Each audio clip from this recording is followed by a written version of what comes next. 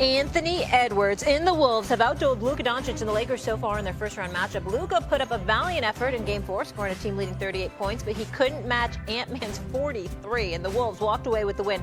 L.A. is now in a 3-1 hole and on the brink of elimination. Yesterday on First Take, Big Perk gave his 2 thoughts on these young stars.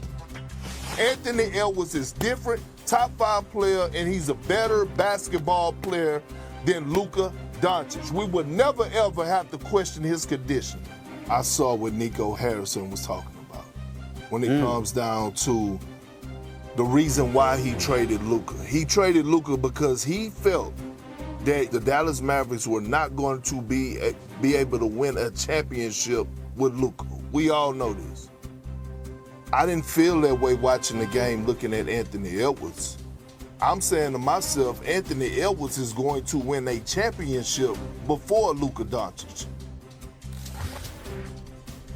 You know what was the funniest thing when that happened yesterday? Stephen A was mad he didn't wear a tie and a jacket. And he's like, Brooke, you can't wear that on the show. Brooke's like, you know what they say in church, come as you are. All right, Stephen A, do you think Ant will win a title before Luka? The tough part of that question is that it takes a team to win a championship. So the question to really ask is, who do you have more faith in, the Lakers organization or the Minnesota Timberwolves organization? I wouldn't bet against Jeannie Buss to save my life because I believe in that woman. But I like A-Rod's chances. He's now co-owner of the Minnesota Timberwolves. I'm not sleeping on Alex Rodriguez and Lorian and them brothers. They can do some things. Here's what I will say. A couple of things. Ant-Man is top 5. To me, he should be top 3, top 4 box office. He's spectacular. And I love him. I love everything he brings to the game. Luka, Nico Harrison. If Luka gets bounced out in the first round, Nico suddenly doesn't. The momentum. Oh, for sure. Okay. It sounds like you're saying Ant-Man. I am. Molly. She's just being rude on purpose. No, I'm not. We only have 3 minutes. I want to get to everybody and make sure your position is clear. I would say if Minnesota finds a way to get it done this year, then yes. But I believe in Jeannie Buss. I believe in Rob. What you mean by get it done? Hold up. If they win the whole thing, I think the Lakers are going to make moves that are going to put them back in the conversation again next year. So you're saying Luka? I'm saying Luka, unless they win it this year. Minnesota. Okay. You mentioned front office folks, leadership. Tim Conley's still in Minnesota. Yeah. Orchestrator of the Nuggets. He knows what he's doing. I feel like the Lakers are going to be in a tricky spot trying to link up the timelines with Bron and Luka. I still think those are both guys that guys want to play with. I think you might have to tell me otherwise. I think I'm going Ant on this one. This is a tough question, though, because you're right. It is totally contingent on what is around them. But I think when I look at a guy, I don't know. Is it easier to build around Ant than it is Luka? Yes, right? Because Ant defends. Yeah, he's going to give you both sides of the ball. Gives you both sides of the ball. I think if we're looking at it right now and you get brilliant front office folks, GMs, and have to build because of that, I think I would lean Ant at this point.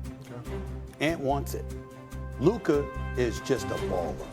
He's just a superstar caliber, supremely talented offensive player. Ant is those things. Plus he defends. Plus, as the lights get brighter, he does. Luka does it to beat you.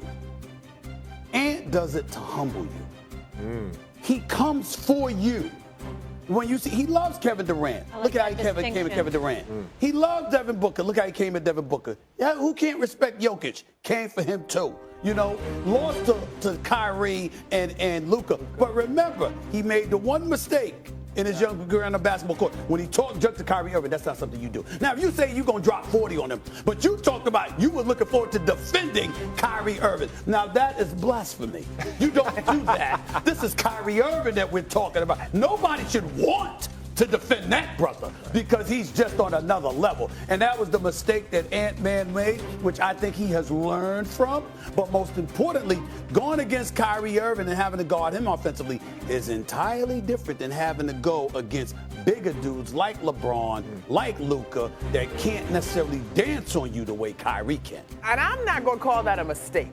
I'm going to call that a moment in his arc. But listen, because part of what we are praising about Luka, Ant, is that killer mentality. So yes, it sounds crazy to all of us, but he wants it. And I'm not but to say you want to guard, I got you. I want to drop 40 on the defensive line. That's different because you can do it. I want to guard Kyrie Irving.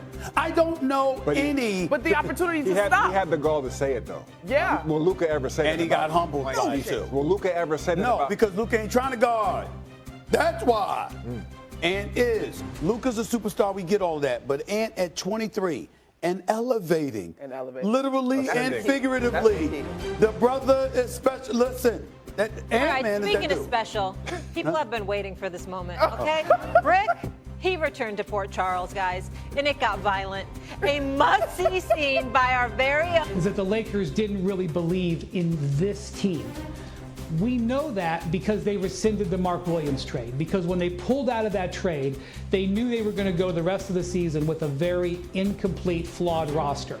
They did a great job managing their weaknesses to get the 3 seed, and that enabled them a dream of making a run. And if everything had fallen just right, a run could have been made. But when they elected to pull out of that trade, they knew they were kneecapping themselves to a certain extent. Monica, were the expectations for the Lakers too high? I'm not going to say too high because I think they're rooted in respect for who LeBron James has been through this league for decades, literally, and the potential of Luka Doncic. But I will say we got disillusioned.